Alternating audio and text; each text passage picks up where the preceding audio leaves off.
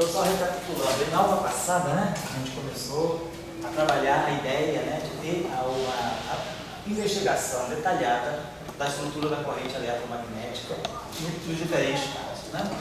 Então, a gente vai pegar o protótipo, né, o modelo de trabalho vai ser o caso fermiônico. Então, vou fazer o caso fermiônico, que é o caso mais conhecido da literatura, então a gente vai fazer o primeiro e a corrente, né, a estrutura da corrente eletromagnética, quer dizer, imaginando, quer dizer, a gente vai pegar a corrente eletromagnética, né, com assim, o efeito das correções quânticas. A gente está imaginando, então, a corrente corrigida pelos processos virtuais. A pergunta que nós vamos fazer depois é o que nós queremos, na verdade, foi correções quânticas. Correções quânticas.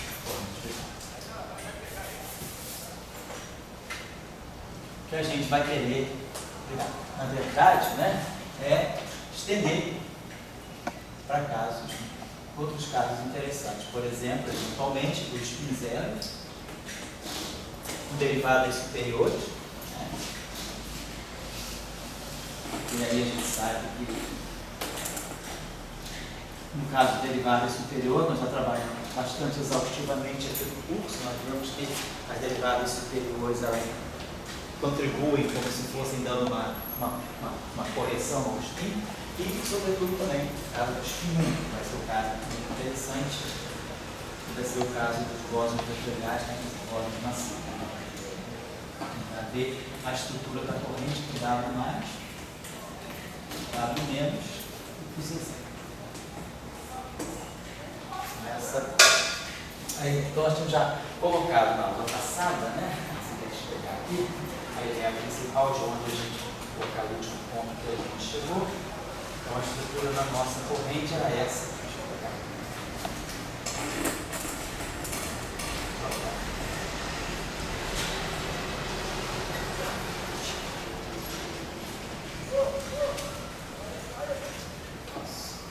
Nós acabamos mapeando o problema desse modo, né?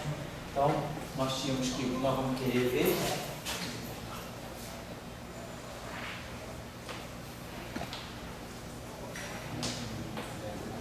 ela tem essa forma aqui. Então, a função de onda, né, do férmio emergente, mais BF. Aqui um operador, que a gente resolveu então parametrizar usando aquelas. Eu acho que você no trabalho chama de P grande, né? P1 mais P2. Eu sou nos momentos que eu estou chamando de P menor, eu chamava de L, eu continuava chamando de L. E aqui o momento inicia. Então, então, o nosso problema todo agora, o que nós estamos querendo calcular é esse núcleo aqui. Porque isso aqui está representando para nós, né, essa interação aqui.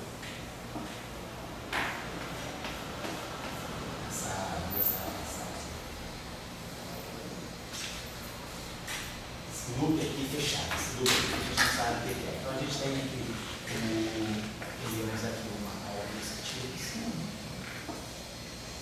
Então, nós temos aqui a entrada do momento PI, momento TF, e basicamente o que nós estamos calculando é esse objeto aqui. Esse aqui é o nosso ali, isso aqui vai se acoplar com um fóton ali, um certo momento. Para nós, o objeto de estudo é esse aqui. Então, esse objeto aqui, ele vai representar para nós o efeito, né, de tudo que pode estar aqui. A gente já falou na aula passada, fechadamente já sabia, quer dizer, o efeito a um loop, que pode ser um loop puramente fermiônico, aí a loops mais altos a gente pode ter correção dos dados, né, das interações, inclusive, para esse foi o caso que a gente está o eletromagnetismo. Né? Então, a gente já colocado o problema dessa forma. Então, eu tinha colocado para vocês na aula passada algumas relações, algumas relações que eu tinha que completar. Então, o que nós já tínhamos entendido? Nós tínhamos entendido que a gente vai ter que construir esse operador aqui, ó, às custas, né, dos momenta. Quer dizer, nós temos esse operador aí, acho que nós temos o que nós podemos colocar aqui que vai poder fazer a estrutura geral desse operador. Então, esse operador, vou colocar aqui, esse operador OMI, né, de LQ, ele vai ser construído, ele vai ter que conter as matrizes gama, em várias, né, nas suas várias componentes independentes. A gente sabe que ele pode construir identidade, matriz gama, gama 5, gama mi, sigma mi. Nós vamos poder construir em função aqui, também, o conjunto de matrizes gamas que nós temos aqui, só para relembrar a nossa estrutura, é o 1, é o gama mi, é o sigma mi, é o gama mi, gama 5, e o próprio gama 5. Então essa é a nossa estrutura. E aí, os tensores que vão aparecer aqui vão ser, nós vamos poder trabalhar também com os momentos L e os momentos QI. Essa expressão aqui vai depender dos momentos, das matrizes gama e dos tensores do grupo de Lorentz que nós temos à disposição.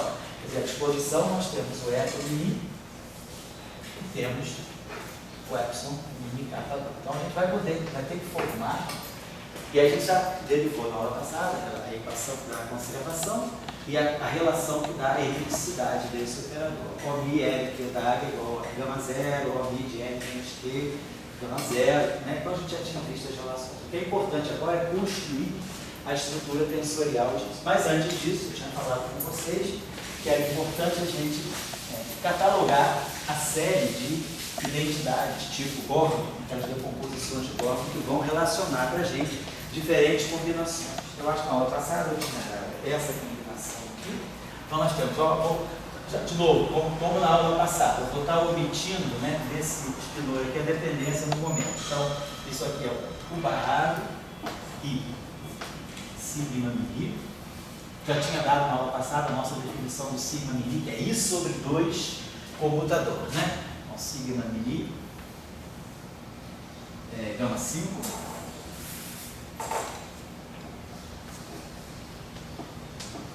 Kappa mi, então isso aqui é o barrado de PI, PF, U de PI, né?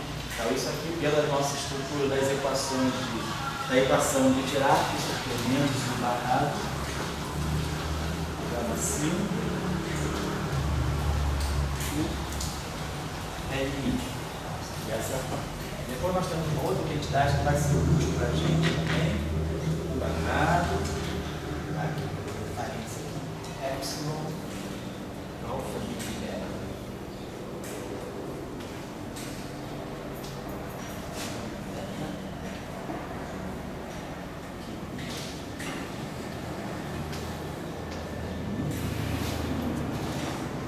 Se a gente tiver esse operando de novo as equações, a gente consegue mostrar. Não é óbvio, claro, não é imediato, é um exercício que a gente tem que fazer, mas eu já estou dando o resultado que eu tenho comigo.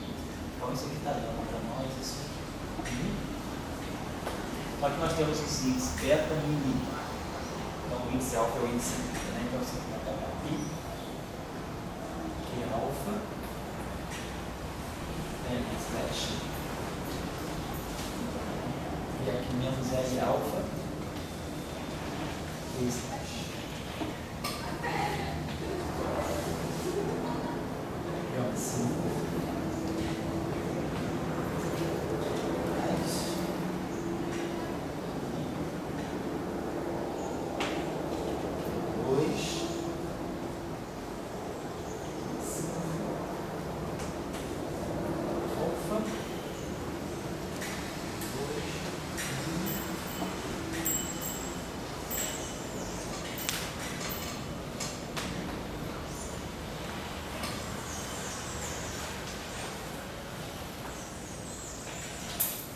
Essa decomposição também vai ser útil para a gente, uma certa passagem aqui. Depois nós temos essa decomposição aqui. Chato a gente ter colocado isso, mas é só para a gente ter um guia. Quer dizer, quem quiser reproduzir isso, sabe que relações partilham.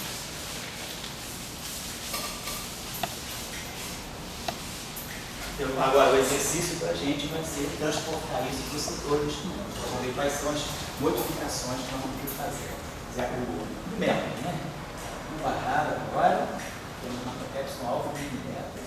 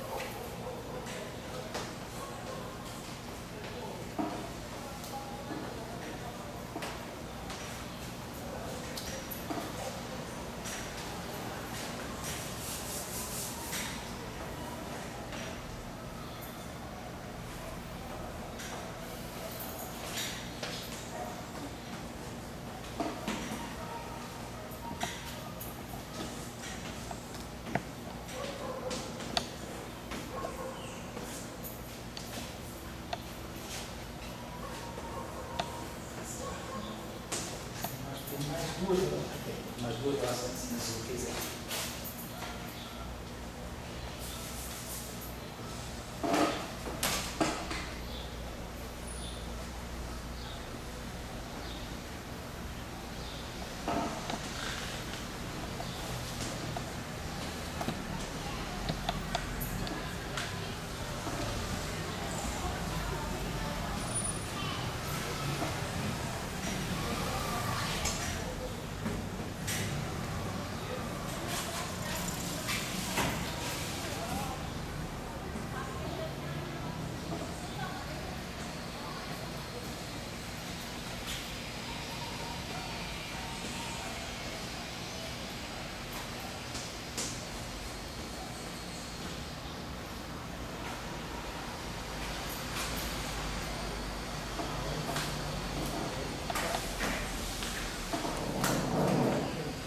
Só esse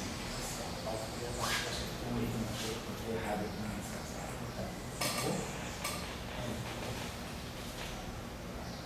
que é alfa, beta, sigma,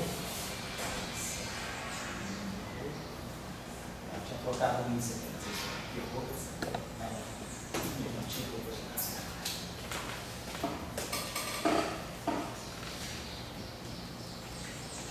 Tá tudo certo, então os índices agora estão casando direitinho, né? O índice livre aqui é o Mi, alfa, beta, Mi, tá certo. Beleza. E depois tem a última relação. Zero, né? Linear aí, que é a seguinte, é 1/,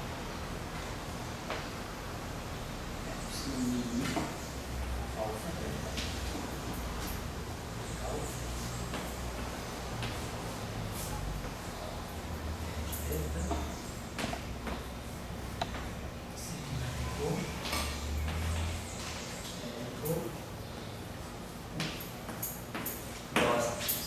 então, outra relação importante, uma relação da álgebra de grupo, que é importante, para das convenções que nós estamos usando, de definição de sigma, né?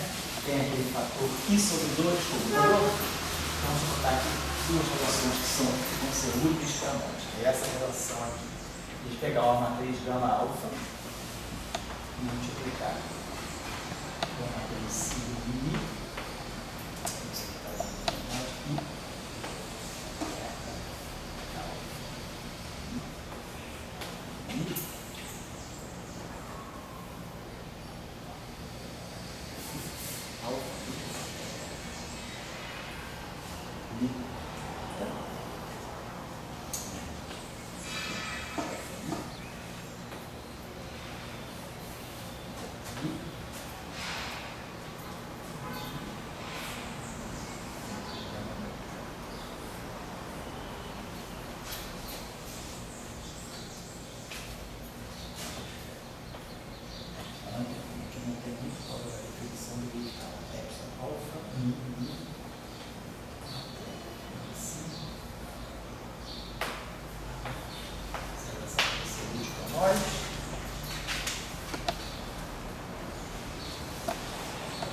Então agora, pegando essa relação aqui, pegando essa relação,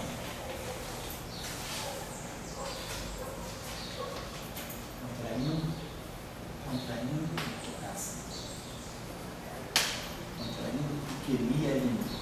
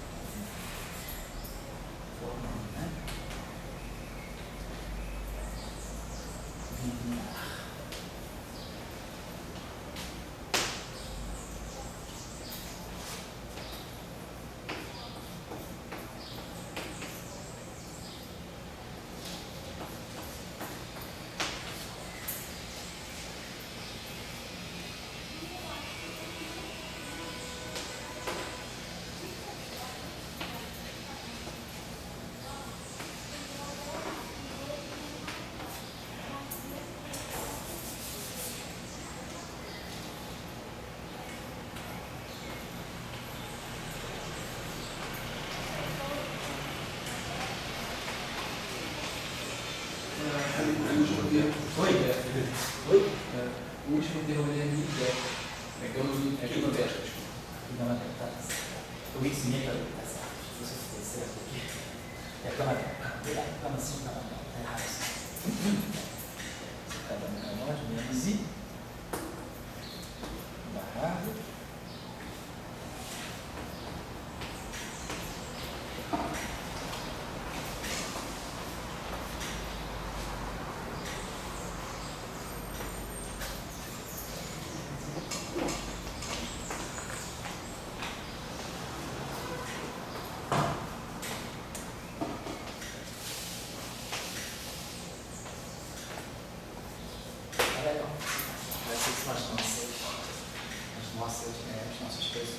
Relações de Então, como é que você define o Q e o L?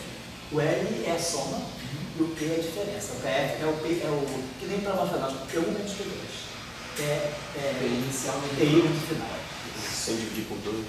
Opa, sem dividir, aqui Pedro, porque sem dividir por 2. Na verdade é isso aqui, Pedro. L é o PF mais PI e o Q é o PF menos PI. Defini assim. Foi bom você ter colocado. Foi essas definições que nós temos. Sem o fator 2. Aqui, né? Botar, se quiser definir com 2 é só acertar. Não vou definir dessa forma. E outra coisa, o sigma mínimo. Sigma mínimo, a gente botou dessa forma. Sigma E sobre 2. é I sobre 2 de computador. Porque às vezes tem gente que define com um quarto, menos um quarto, I sobre 2, meio, e uma pletora de definições. Muito bem, a gente já tinha chegado. Então nós temos três grupos, né, de não tem formato, 3 grupos, para o método para a gente vai ser foi aqui. Eu passei hoje essa última. Deixa eu separar aqui.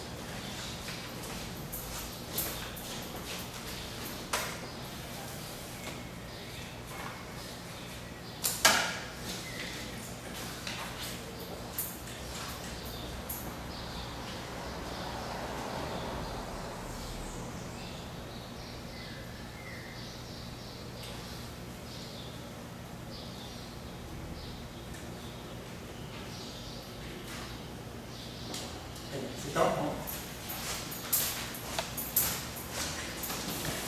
começar aqui.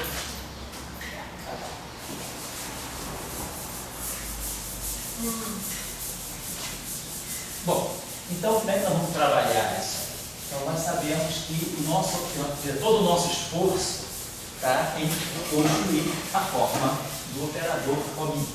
Então esse operador OMI ele tem que ser construído às custas da álgebra de Clifford, às custas desses momenta, e aí, dentro de todas as possibilidades, a gente vai mostrar que certos termos são independentes, outros dependem do meio desses rearranjamentos de ordem, dessas decomposições de ordem. Então, vamos dividir assim, vamos dizer assim, estruturar, né? Vamos dizer assim, estruturar a nossa. Estruturamos a nossa construção.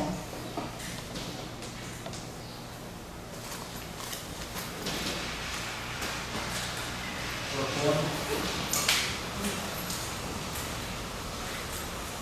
3 grupos de composições funcionais.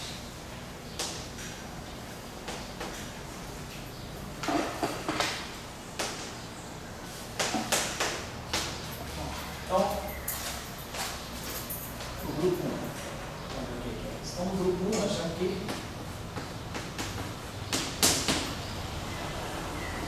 então, a primeira proposta que a gente vai ter, todo o nosso esforço em construir o O. Então, a primeira proposta de O, vamos pegar, a gente vai pegar um grupo de O, um conjunto comum, por causa do grupo 1, chamado de grupo comum, em que, basicamente, quer dizer, o índice, o que tem que sobrar no final do dia? O índice I.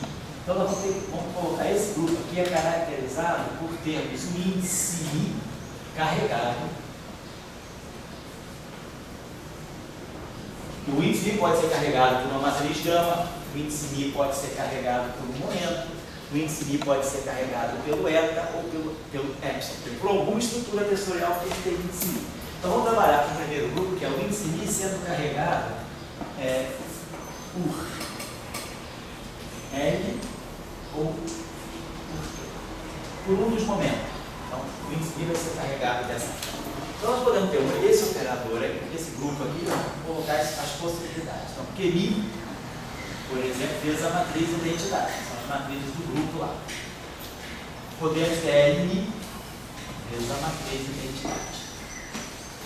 Podemos ter QMI vezes a matriz de gama 5. Podemos ter QMI ou LMI vezes a matriz de gama 5. Depois nós podemos ter um outro grupo, a linha, e aí vocês podem perguntar, e as demais combinações, que eu tenho matriz gama mi, gama 5, tudo fica reduzido a isso por causa das decomposições de Gordon. Então a gente consegue, nesse caso aqui, ter essas possibilidades aqui. As outras possibilidades que nós temos aqui são essas aqui. QMI, vezes a matriz de identidade, QMI é de slash, QMI, 5, slash, QMI, 5, é de slash, QMI, sigma alfa beta, que alfa é de beta,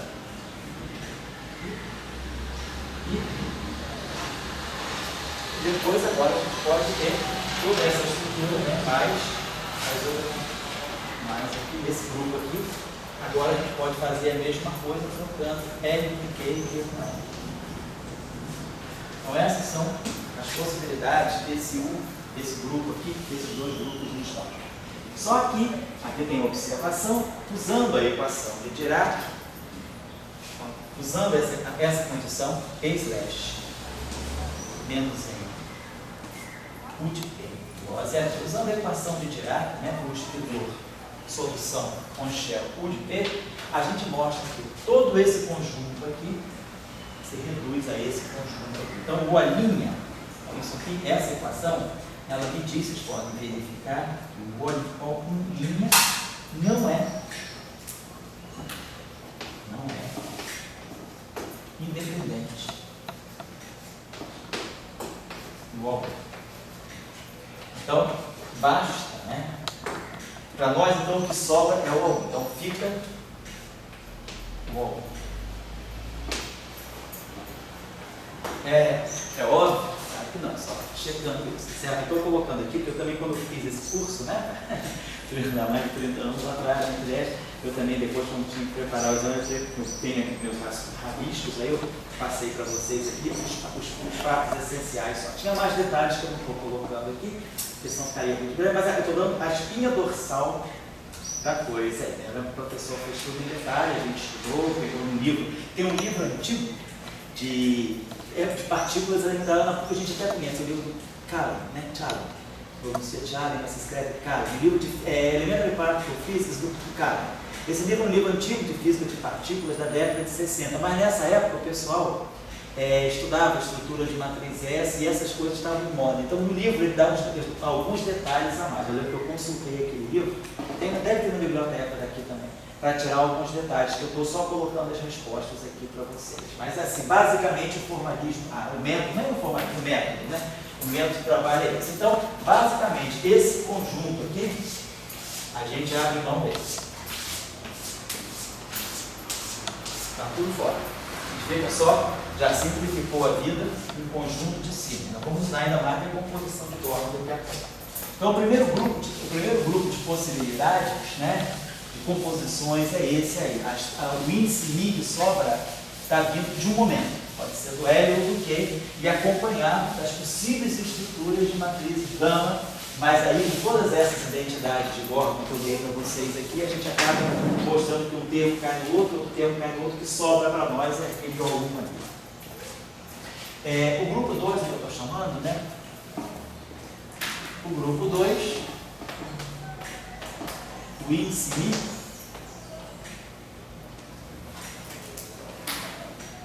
ele é carregado, né? Índice Mi, carregado por uma matriz gama.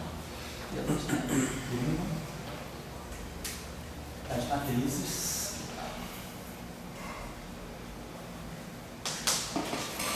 da algébrica.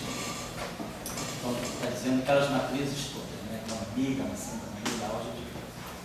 Não necessariamente uma matriz de gama pura, né? Que é o sigma Mi, gama 5, sigma Mi, gama 5, e assim vai. Então, o nosso segundo conjunto, que a gente está chamando aqui de O2, né? Ele tem essa estruturinha aqui, né? Gama Mi, gama 5, esse modo, sigma Mi, Pi, sigma Mi,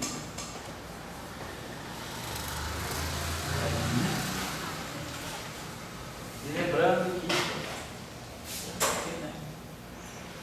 aqui que essa relação vale, né? Por que a gente não fala sigma Mi, né? Então, assim, sigma Mi gama 5, isso aqui é equivalente a epsilon Mi kappa lambda sigma kappa lambda. Então, a gente vai preferir reservar. Então, esse aqui, né? Esse tem essa combinação que basicamente ela fica ligada a um único sigma. Por isso que a gente precisa colocar isso aí das coisas. E a possibilidade 3. Então, esse seria o grupo 2, agora temos o grupo 3, que é o último. São 3 grupos que a gente consegue formar uma estrutura mais geral possível. Então, é esse momento aqui que é o momento crucial mnemónico. O que a gente vai ter que ver daqui a pouco, né? Lembrando que no setor de spin 1, nós não temos as matrizes gama. O que nós temos no setor de spin, nós não temos álgebra de Clifford, né? No setor de spin 1. Mas no setor de spin 1, a gente tem o gerador do grupo de Lorentz, que é o sigma Mi. Oi, Pedro, tem? Então a gente tem um sigma Mi, então pode ser que o sigma Mi, a gente vai ter que usar o sigma Mi para fazer esse tipo de composição. E o grupo 3, né? O índice Mi sendo carregado pelo epsilon, né? O índice Mi é trazido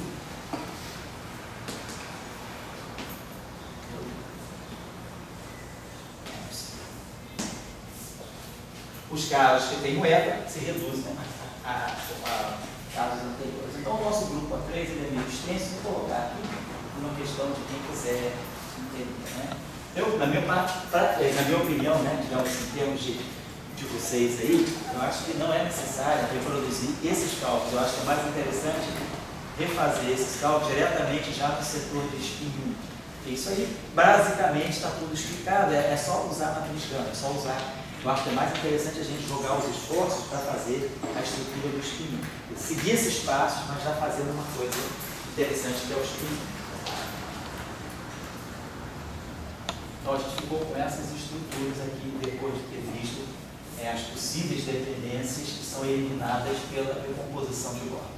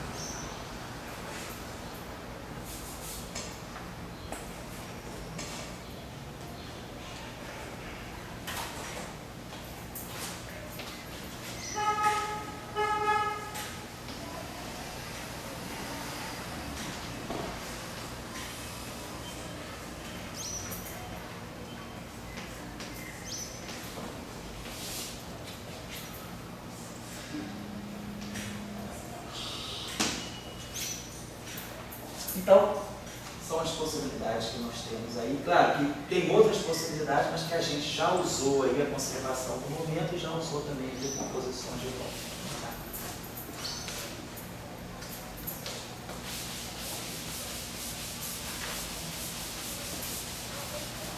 Agora, o que sobra disso tudo?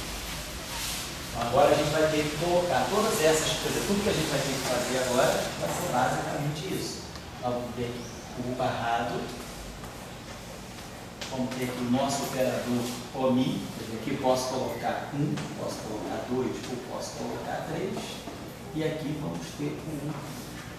E aí agora, ao colocar aqui O1, O2, O3, todas essas possibilidades, a gente vai ter que voltar de novo às identidades, às decomposições de ordem. Então, por exemplo, as decomposições de ordem, né?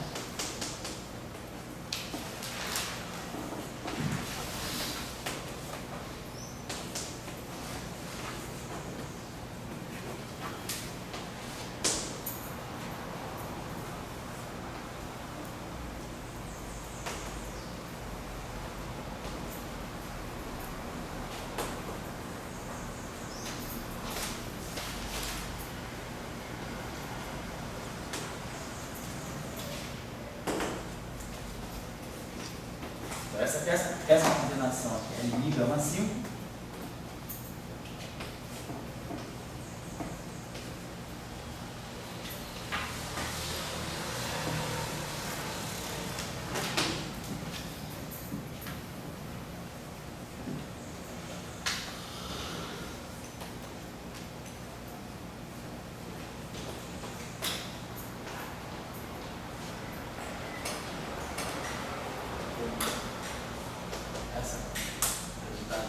Depois, sigma Mi.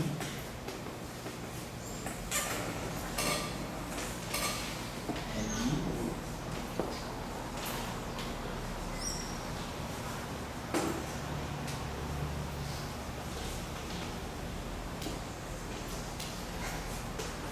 Acabou aqui.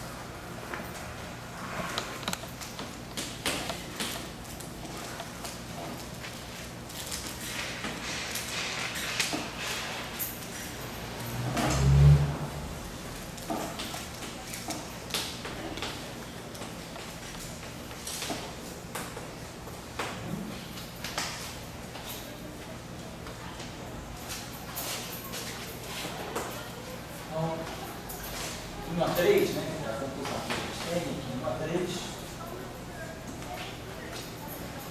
Apenas. Todo aquele O3 apenas uma possibilidade é independente.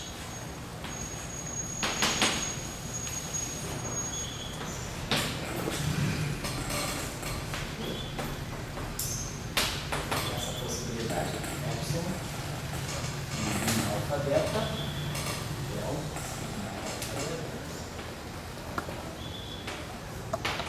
Então essas são as possibilidades que sobram para nós.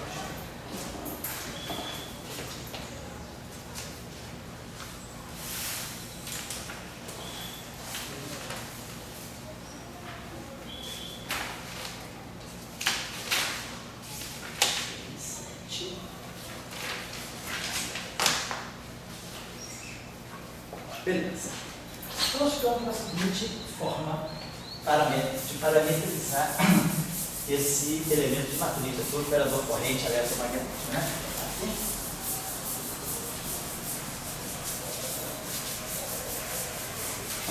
Então, juntando tudo isso, né? É uma trabalheira, realmente uma trabalheira, né? Não é qualquer mídia, não, né? Um trabalhozinho, a gente fez isso em grupo até, nem fiz isso sozinho, fiz isso com mais 2 colegas que a gente estudou, cada um fazia, a gente errava, um explicava para o outro lá. Então a gente ficou com a seguinte forminha aqui no final de tudo. Só para lembrar, se alguém quiser olhar isso mais detalhes do livro, esse livro é antigo, mas é um livro bom para essas coisas que já são meio fora de moda, e que a gente nem encontra muito nos artigos. É o livro do Charlie, que se pronuncia. Mas é um livro de partículas elementares, é um livro de física de partículas, é mesmo lá da década de 60. É um livro tradicional.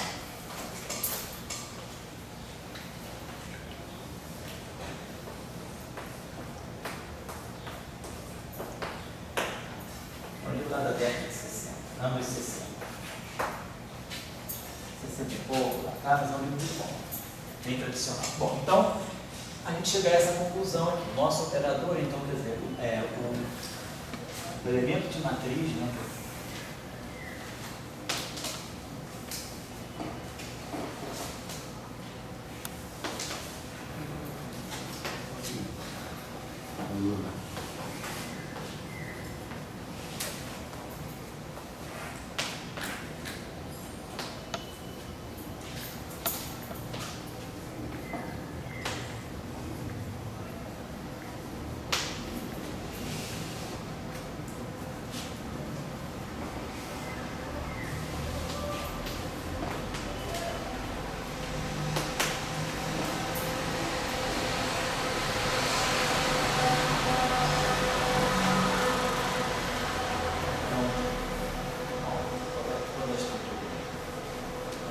Função f1 de Q2 que vai sobrar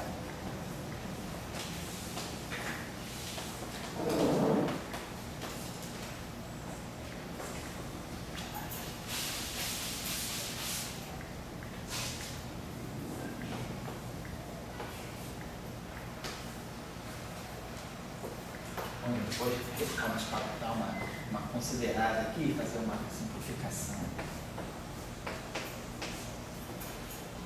Eu estou colocando tudo que vai sobrando aqui.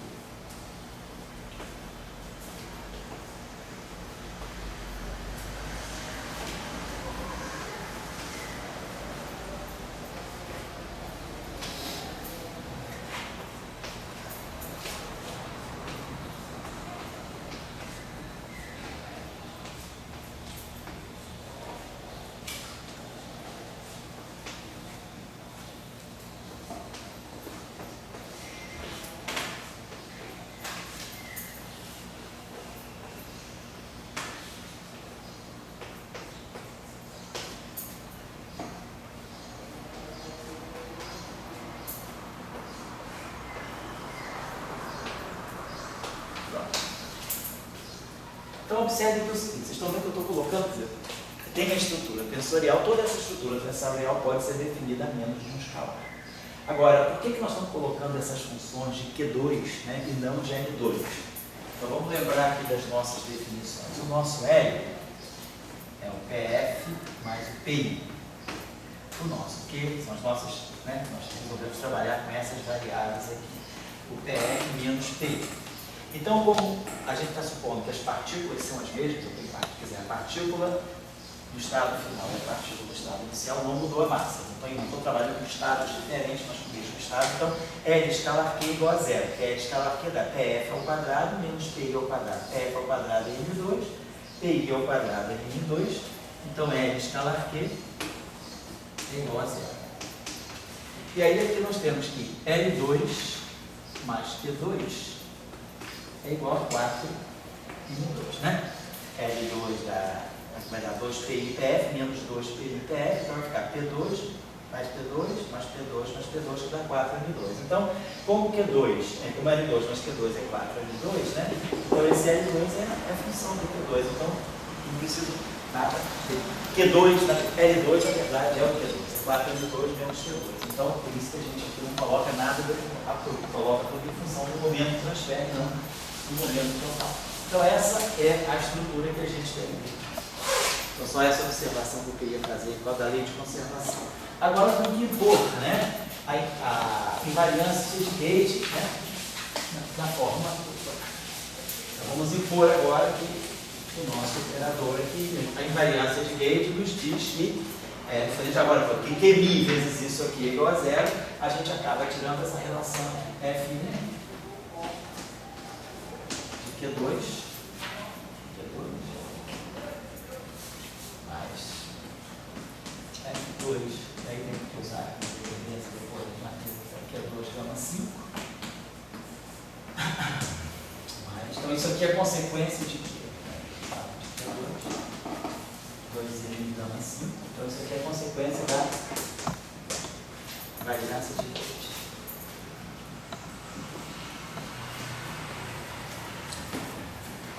Variância de Gauge, o que significa? Conservação da corrente. Né?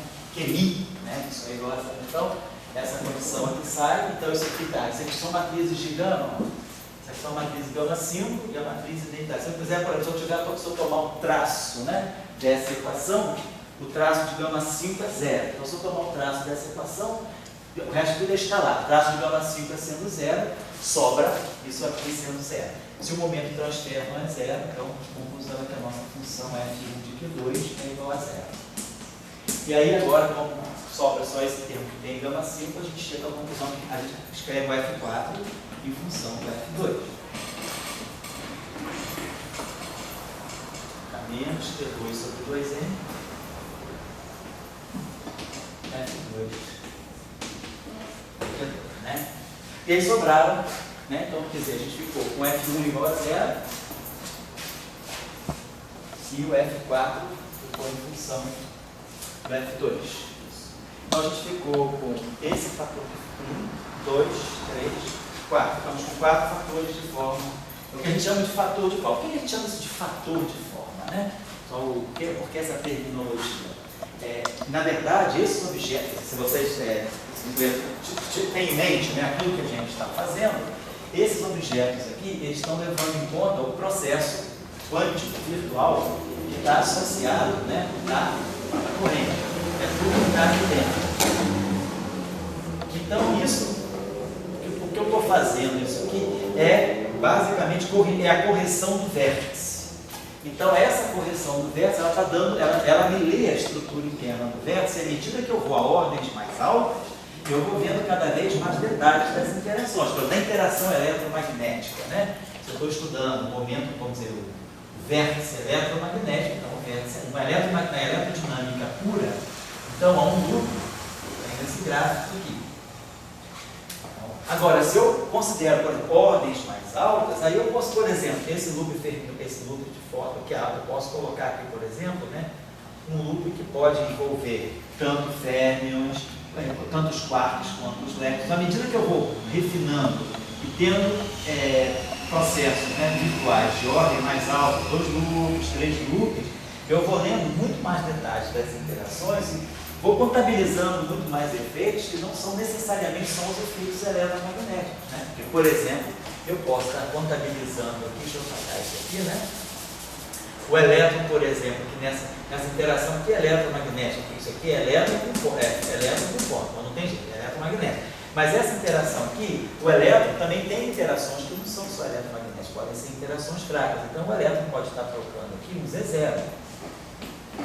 Então, esse gráfico ele começa a dar mais informação sobre a estrutura de interação da partícula, do vértice. Então, isso a gente chama de fator de forma, porque ele vai dar a forma da interação, ele vai modelar a forma da interação, levando em conta todos os possíveis efeitos de interação. Então, esses fatores aí, a gente chama de fator de forma, e aí, feita essa redução devido à simetria de Gauge, né, que é a conservação da corrente eletromagnética, a gente consegue, usualmente a literatura parametriza isso em termos desses papéis, quer dizer, a convenção usada na literatura é essa. Então, o que dói? A trileva não tem fator de forma. A trileva não, a trileva, a corrente da trileva só tem que ter. No caso da eletrodinâmica quântica, a trileva, o teu fator de forma é isso aqui. A carga elétrica é o fator de forma. Você não faz as contas, você faz tudo no shell, né? É tudo no shell, né? Então, por que eu posso pegar essa dificuldade que você apagou, que era F1 vezes Q2, por exemplo? O Q2 é o momento do fóton. É um shell zero. Quer dizer, o momento transfer. Não, mas é o momento transfer. Se você olhar esse processo aqui, vamos botar isso aqui no bordo. Se você pegar esse processo aqui, Então, se você, a gente sabe aqui, vamos dizer que isso aqui entrou, quer dizer, o que a gente tem aqui, o Q é PF menos PI, vamos colocar assim.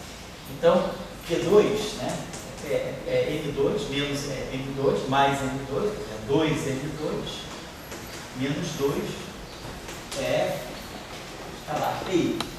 Agora, esse aqui é o momento, isso aqui, então, isso vai dar para nós, esse aqui é 2N2 menos 2. Agora, quem é esse aqui? Então, vou botar isso aqui em forma de quadro momento. Então, quadro momento. Então, isso aqui é energia, esqueceu o C, né? Então, isso aqui vai ser energia final, momento final.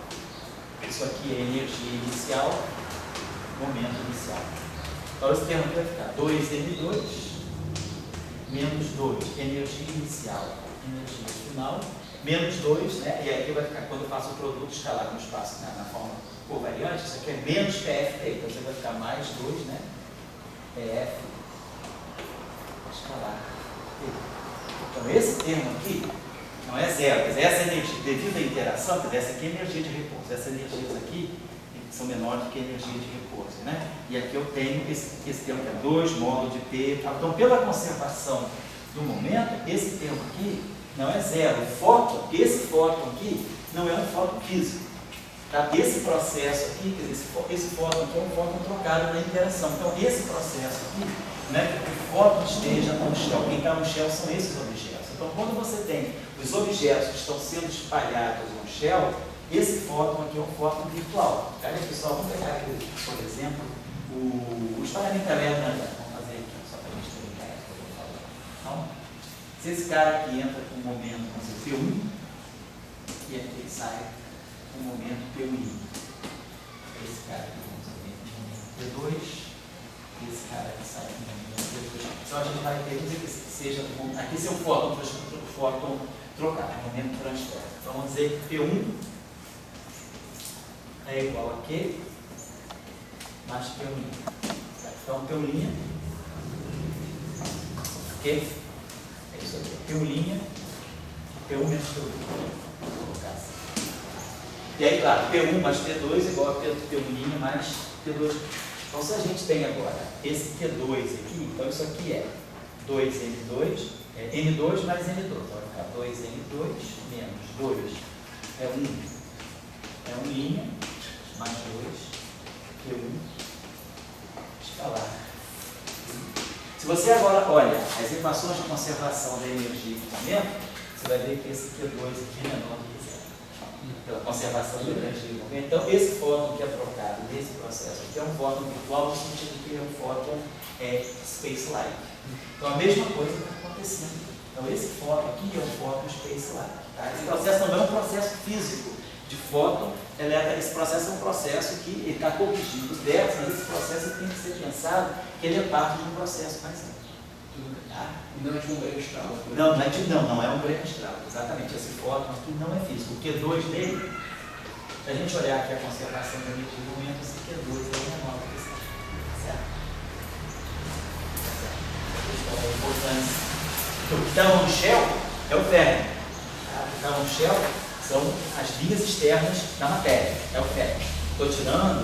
Quero tirar informação sobre a corrente eletromagnética da matéria. Então, eu estou formando uma corrente eletromagnética com matéria física. O fóton é um fóton de teste, ele é um fóton de probe, né? Um fóton de investigação, ele é um fóton não físico. Ele é virtual. Vamos lá. Então, a expressão que a gente finalmente organiza isso e é a seguinte, né? A gente ficou então aqui, o nosso resultado todo que era o barrado, vamos colocar aqui, o T final.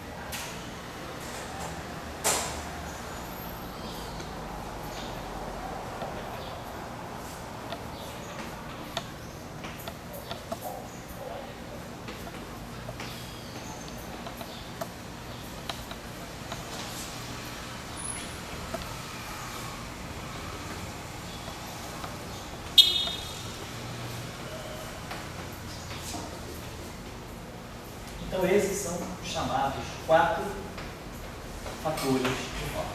Tá? São os 4 fatores de forma que aparecem na decomposição da corrente eletromagnética. Claro que cada um deles, né, vai ter a sua interpretação. Eu estou tendo um resultado aqui para pegar para vocês, que é menos importante.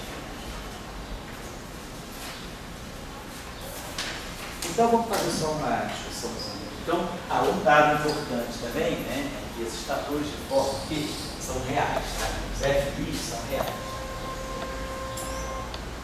Então, ou seja, o FI de Q2 é o FI de Q2, tá? Os objetos aqui são reais, tá? Bom, então, só para... Depois de todos esses cálculos feitos, assim, vamos ver, Pedro que chegou mais tarde aí. Dá para a gente entender o que está acontecendo. Mesmo que o cara não tenha feito os cálculos, o que está acontecendo aí. Então, a ideia que a gente tem é essa: corrente eletromagnética, a gente já sabe, ela tem essa estrutura. Então, como vocês observaram, né, por exemplo, esse termo aqui é o vértice da interação, é o que aparece já no lagrangiano, é o psi barrado, gama mi, psi. Já tinha feito isso na primeira aula, né? Se a gente olhar o vértice do lagrangiano, né, a gente psi barrado, gama mi, se eu colocar o fóton aqui, interação, tudo no ponto X, isso aqui é um termo da ação. Se nós pegamos esse termo da ação, fazendo a representação de Fourier, então isso aqui dava para nós barrado, né? PF, chamado momento PF, isso aqui é o gama mi, isso aqui é o período de PI, isso aqui vai ser o AMI, né? O fóton faz uma função de onda, um epsilon mi de quê? Tá? Função de onda do fóton. Né, transformadas de Fourier do campo. Então, a trilevel, se eu pego cada ação, o F1 de Q2 é igual a carga elétrica, é igual a E. Então, esse F1 de Q2 ele é uma medida da carga elétrica. Tá? Então, o que aparece no lagrangiano é isso. Então, se eu faço a transformada de Fourier, a trilevel, eu tenho um barrado de PF, de PI, gama mi. Então, quem vai fazer o papel do F1 Q2 vai fazer o papel do quê? Do F. Então, eu posso, né? Claro, isso aí, num certo momento, transfere. Isso aí é a integral de Fourier. Então, estou pensando que eu estou integrando no espaço dos momentos, né? Só que no final de tudo, quando eu integro em X, né? Sobra um delta de conservação aqui, mas eu tenho integral em 3 desses momentos. Quando eu faço a transformada de Fourier, eu tenho uma integral nesse, uma integral nesse, uma integral nesse. Mas quando eu integro em X, eu tenho a delta de conservação neste momento, de modo que eu estou integrando, por exemplo, sobre PF, sobre PI, né, e automaticamente a gente sabe que PF menos PI é igual a Q. Então, esse F2, ele está fazendo o papel de uma medida da carga elétrica. É o termo que aparece aqui. Então, esse é um termo de carga. Então, que a interação, quer dizer, é a parte monopolar da corrente. É a parte da corrente, pois é. É a parte da corrente que dá. Cara, vocês estão aí cansados desse já a aula manhã inteira, né? Ele estava fazendo almoço lá. Pois é, imaginei, cara. Não tem problema. Tá. O suco da discussão é isso aqui. Você tem aqui, posso, chegou na hora certa, na hora de acabar os cálculos que são menos relevantes a esse ponto. A gente quer discutir isso. Então, o que a gente espera de uma corrente eletromagnética? A gente espera que essa corrente, se a partícula é carregada, a gente espera que a primeira coisa que apareça da partícula seja a carga elétrica. Depois, se a partícula é carregada e ela está em movimento, ela gera uma corrente. Aí uma corrente elétrica, a gente vai pensar que a corrente elétrica eu posso fazer uma expansão em multipolos da corrente, aí aparece o momento de polo magnético, então a mesma coisa, a carga elétrica, né? Quando ela está em movimento, a gente faz a expansão lá para o eletromagnetismo da corrente, faz a expansão em multipolo, a primeira coisa que aparece é o termo de dipolo. Esse termo aqui, nós também já discutimos em várias ocasiões. Então, esse aqui é o termo que dá o vértice de interação. Então, esse aqui é o termo de carga, é a componente de monopolo que está presente na corrente. A corrente descreve, a partícula tem uma carga elétrica, por isso ele descreve um monopolo elétrico. Aqui, o polo elétrico. Né? Agora, se eu tenho esse termo aqui, nós também já tínhamos visto em outras ocasiões, quando estudamos a equação de Dirac, quando estudamos aqui a gente viu que esse termo aqui é o termo de spin, né? A matriz, que é o gerador do grupo de Lorentz na representação fermiônica. Então, essa grandeza, U barrado, sigma mínima, U é a densidade do spin. nós já tínhamos também visto, né, quando a gente estudou a QED, se isso aqui está ligado ao campo do fóton, né, quando isso aqui se acopla, né, à transformada de Fourier do fóton, então isso aqui vai produzir para nós um QI, essa corrente que é uma mesma. A J mi a mi, é a interação. Então essa corrente aqui se acopla com uma mi de Q. E aí esse termo aqui vai produzir o QI a mi, que vai dar o F de mi. É a versão no espaço de Fourier do rotacional do ar, que é o F mi. Então essa interação aqui, quando a gente coloca, né, a função de onda no fóton, na verdade está me dando isso aqui, o barrado sigma mi com F mi. E eu me lembro que no nosso curso anterior, vocês tinham, até por esse termo aqui, lido o momento de polo magnético. Apareceria já com a razão giromagnética correta. Então, esse termo aqui me dá, né, a interação de polo magnético. Só que esse termo aqui, esse fator de forma aqui, na verdade, ele está lendo, então, um momento de polo magnético. Esse é um momento de polo magnético do elétrico. E aí, claro, esse termo não aparece aqui level. Aqui level, né, quando a gente considera o vértice da interação, né, que está lá na ação, é esse vértice aqui, ele é gama mi. Agora, quando eu considero, por exemplo, essa primeira correção aqui, e calculo explicitamente, se vocês fizeram esse exercício mês passado, se alguém quiser ver esse exercício feito em detalhe, todos os detalhes da derivação desse gráfico ao loop, que é a correção do vértice que dá o momento magnético do Léo, acho que o Felipe, você não estava aqui nessa época, né? O Léo, o Felipe e mais, acho que alguém fizeram esse exercício de detalhe, não fizeram? Fizemos. Ah, o Pedro também estava junto. Tá. Então, sério, Pedro, se vocês quiserem, depois peguem com ele esse material pronto, se um dia vocês precisarem ter os detalhes desse cálculo.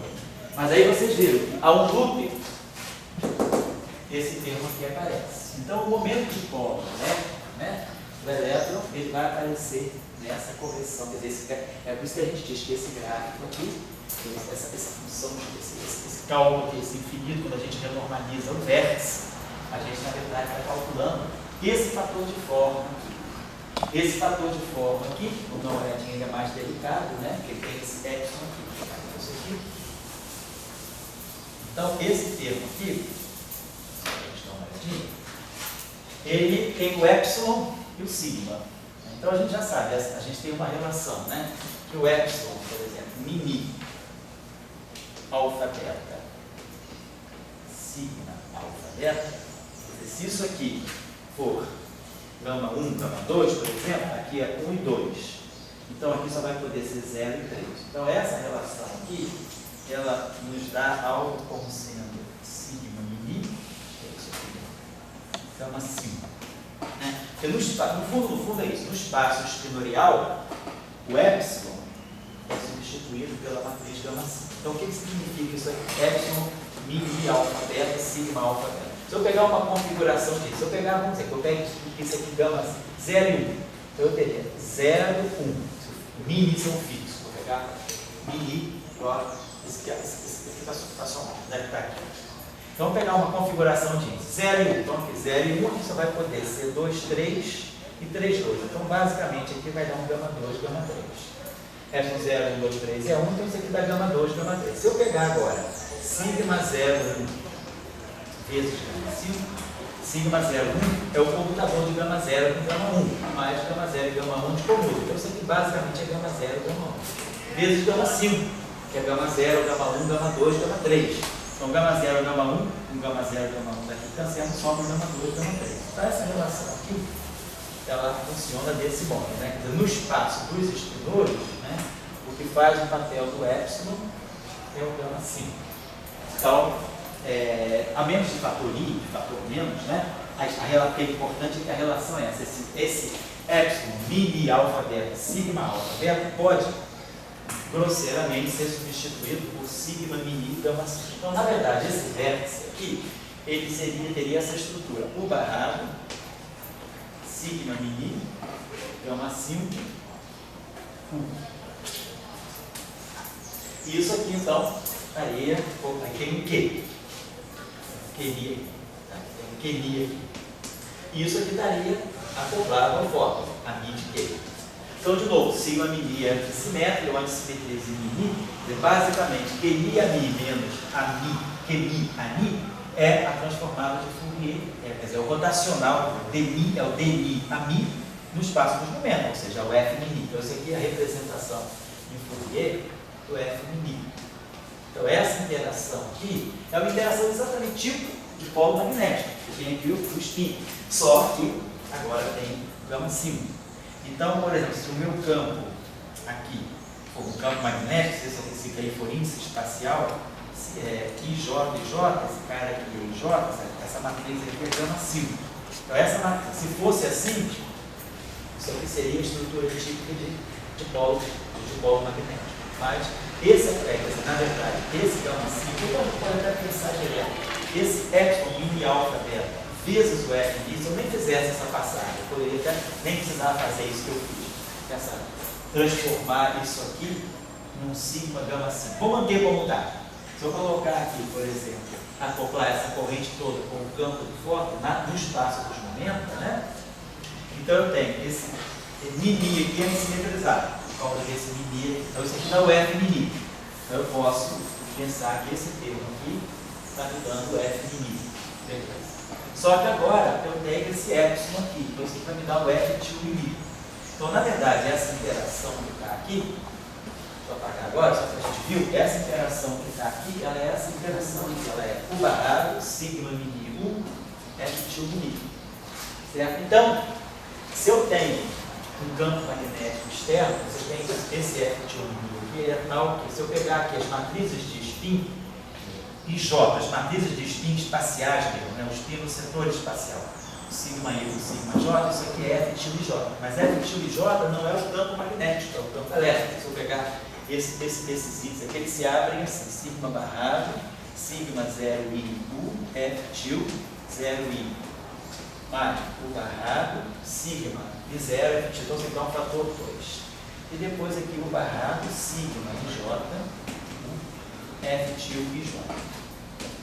Se a gente vai para o espaço das matrizes gama, lembra como é que é essa estrutura aqui? Essa matriz gama sigma e J, ela tem essa estrutura aqui, uma matriz 4x4, eu vou botar do gama I do gama J, ela é epsilon IJK, sigma K, 0, 0, epsilon IJK, sigma K.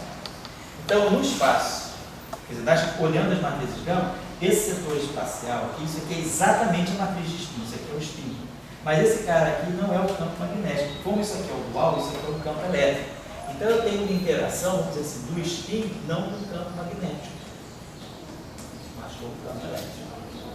Então essa interação aqui, e aí a gente sabe, quando a partícula tem spin, o momento de dipolo, se eu estou no referencial de repouso da partícula, né, ela tem momento magnético. Então, o único vetor que eu tenho à disposição no referencial de repouso da partícula é o spin. E também, se ela tem um momento de polo elétrico, o único referencial no referencial de repouso da partícula, o único vetor que eu tenho à disposição é o spin.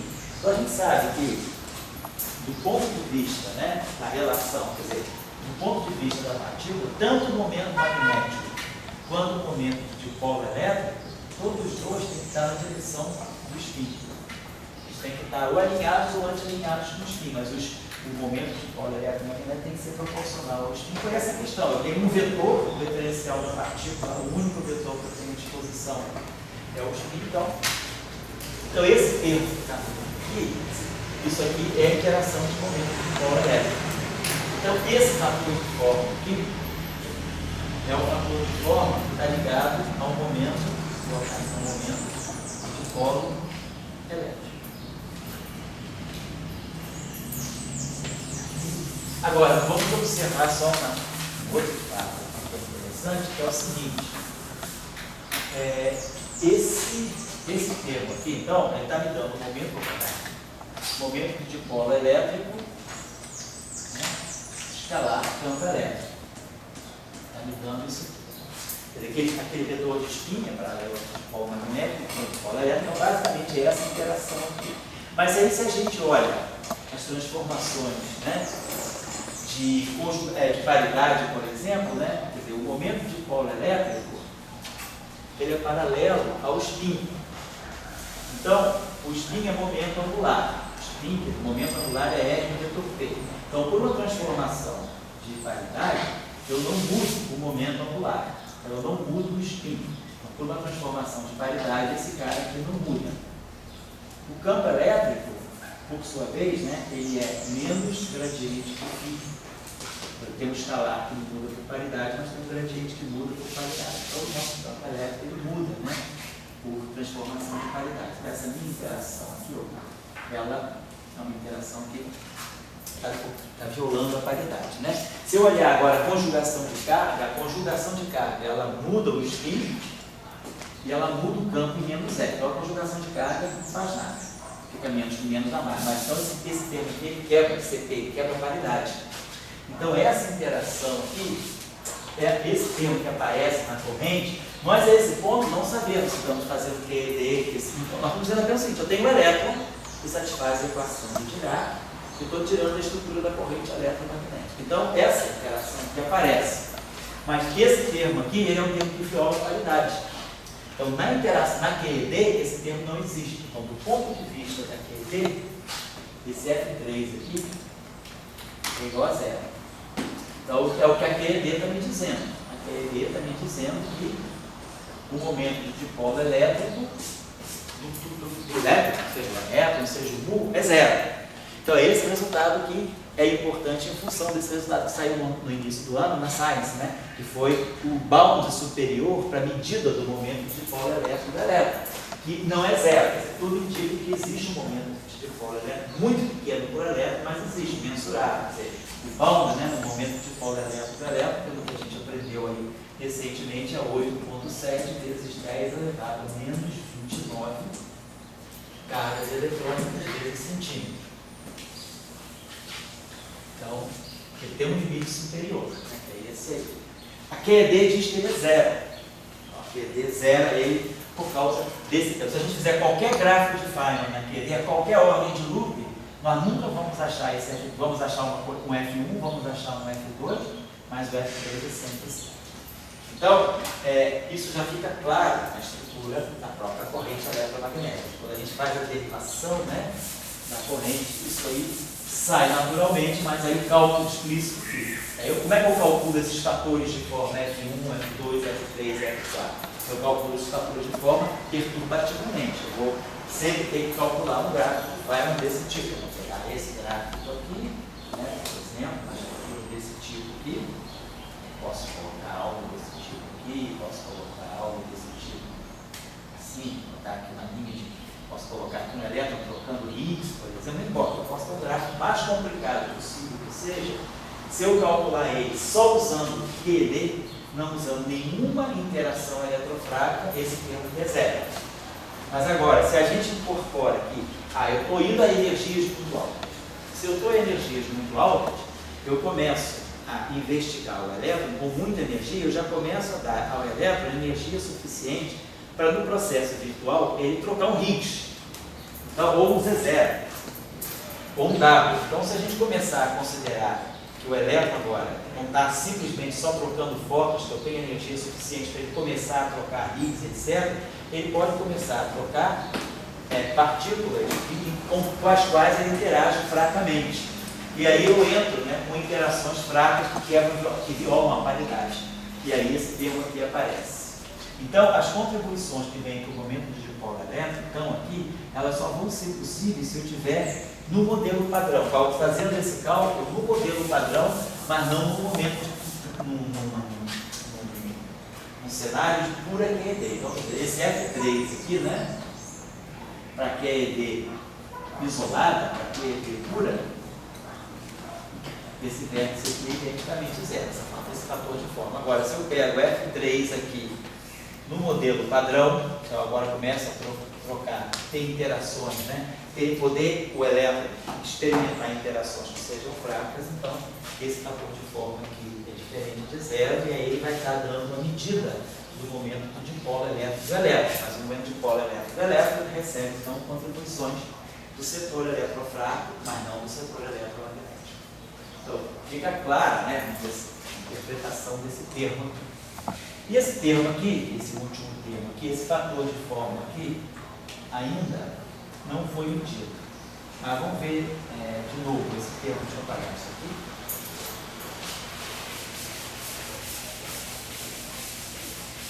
Então, de novo, esse termo aqui, no eletromagnetismo tem U barrado, então a estrutura que eu tenho nesse termo aqui é U barrado, gama 5, U. Né? U barrado, gama 5, U. E aí, isso aqui vai estar com esses termos aqui, vamos ter aqui esse termo aqui, vamos ter esse QI menos T2 sobre 2N. Desculpa, eu tenho gama 5. Deixa eu colocar. Então, a estrutura desse termo da corrente é isso aqui, U barrado. Vamos colocar assim, gama mi, gama 5U, que é a parte tutorial.